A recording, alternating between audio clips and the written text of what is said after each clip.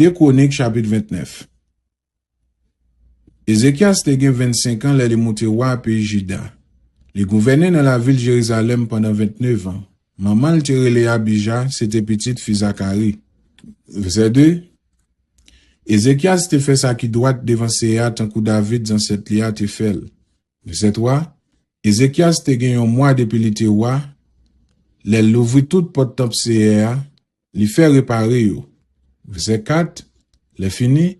Il fait chercher tout prêtre yo ak moun levi yo. Il réunit yo sous la cour qui baille sous bon soleil levé dans le temple. Verset 5. Il dit yo, nous mêmes famille levi yo, écoutez ça m'a dit nous. Mettez-nous dans condition pour faire service pour CR.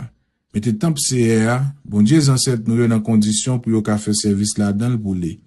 Mettez toute vieille bagaille yo te mettez là-dedans qui fait les pas dans condition pour faire service bon Dieu. Verset 6. Ancêtre nous yo pas de kembe parole yo ak bon Dieu. Yo te fait ça qui mal devant CR bon Dieu nous. Yo viré do balé. Yo pas t'occuper temple côté CR arrêté encore. Yo pas gardé le même. Verset 7. Yo condamné toute porte dans temple là, yo quitté l'ampio mouri, yo suspend boule l'encens. Yo suspend boule bête dans temple pour bon Dieu peuple Israël là. Verset 8. C'est peut-être ça, c'est a été fâché en pile sous pays Juda sous la ville Jérusalem. Tout monde te saisi, tout monde te pelle yo ouais ça qui rive yo. Tout monde t'a passé yo dans bêtise tant que nous wel nous même ak propre genou tout. Verset 9. Yo touye papa nou yo dans la guerre. Yo fait madame ak petite nou yo prisonnier. Verset 10. C'est comme ça me prend décision aujourd'hui pour me passer un contrat avec CA, bon Dieu peuple Israël là. Pour les capables jamais mauvais sur nous encore. Verset 11. Koulier ya. Petite moi yo. Souke konou. C'est nous mêmes CA te choisi pour toujours camper devant pour servir pour faire travail pour bouler l'encens pour les. Verset 12. Mais moun Lévi qui vient porter tête yo en premier, dans branche famille qui est là, c'était Makat, petite Amasaï avec Joël, petite Azaria. Dans branche famille Miraria, c'était Kish, petite Abdi avec Azaria, petite Jéalélel. Dans branche famille Gershon, c'était Joak, petite Zimna avec Eden, petite Joak. Verset 13. Dans branche famille Elisaphan, c'était Shimri avec Jéhiel. Dans branche famille Asafla, c'était Zekaraja avec Matania. Verset 14. Dans branche famille Eyman, c'était Jéhiel ak Shimei. Dans branche famille Jedoutoun, c'était Shemaja ak Uziel.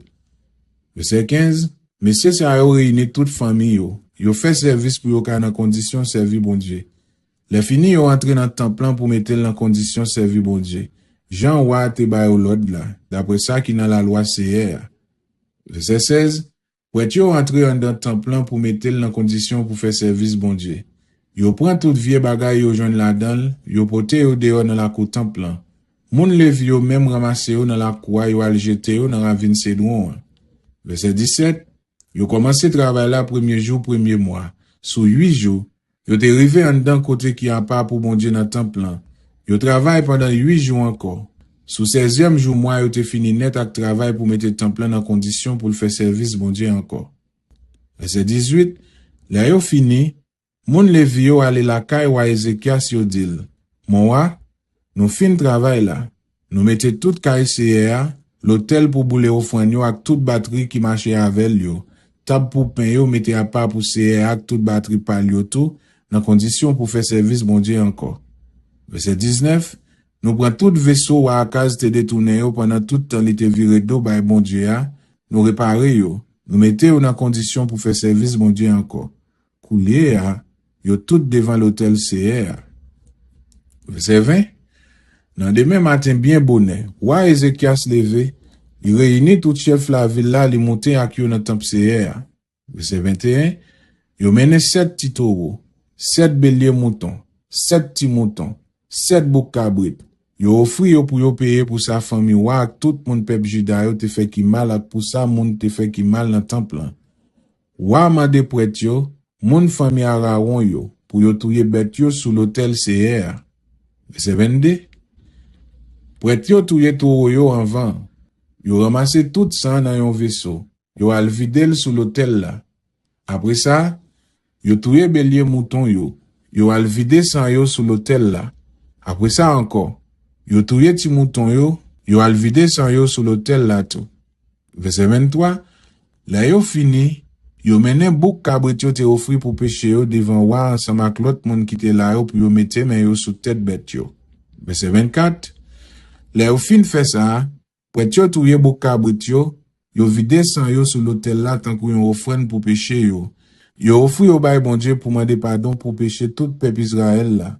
Parce que wa te bay l'ordre pour yo te boule offrande là pour tout peuple Israël là. Verset 25, Wa Ézéchias mette moun Lévi dans temple CA avec cymbale, banjo ak guitare, d'après règlement David, Gad, prophète roi ensemble avec prophète Nathan te bay, parce que tout l'autre CA vle bay, c'est dans bouche prophète li yo li toujours mette yo. Verset 26, moun Lévi yo al nan place yo ak instrument musique David yo, prêtre yo te la tou ak trompette yo. Verset 27, Ézéchias bay l'ordre pour yo boule offrande yo net sous l'autel là. Là yo commencé cérémonie, peuple apprend chanter pour CR. Yo tap connaît trompette en même temps yo tap jouer l'autre instrument musique David, roi pays Israël là. Verset 28, tout monde qui était là yo mette à genoux, musiciens yo tap chanter, yo tap connaît trompette pendant toute cérémonie boulé. Verset 29, là yo fin boulé offrande yo sur l'autel là, roi ak tout monde qui était là yo mette à genoux, yo baissé tête yo jou ka terre devant bon Dieu. Verset 30, après ça, wa Ézéchias ak l'autre chef yo mande moun Lévi yo pour yo chanter pour CR, chanter David ak prophète Asaph te écrit pour faire loin CR. C'est comme ça tout le monde t'a chanté ak ke content. En temps yo te à genoux ak tête yo baissé jou ka terre. Verset 31, laisse ça, Ézéchias dit peuple là, coulez à nous-mêmes qui mettez tête nous à part pour faire service CR. Prochain non. Pote offrande nous ensemble ak bête pour yo touyer pour dire bon Dieu merci.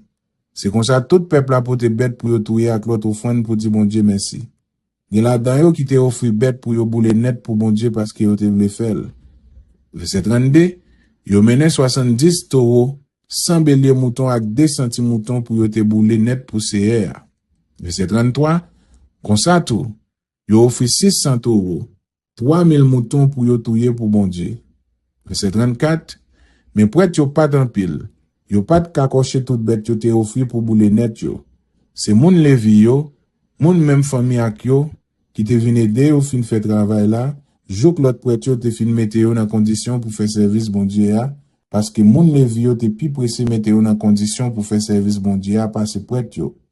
Verset 35, les fini, sans compter tout bête yo te touye pour boule net pour CR.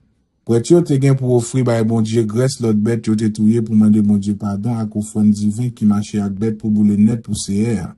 C'est comme ça qu'on commence encore à faire service pour bon Dieu dans le temple. Verset 36, Wa Ézéchias a tout peuple là te content de ce que bon Dieu te permet de faire tout ça sans perdre trop de temps.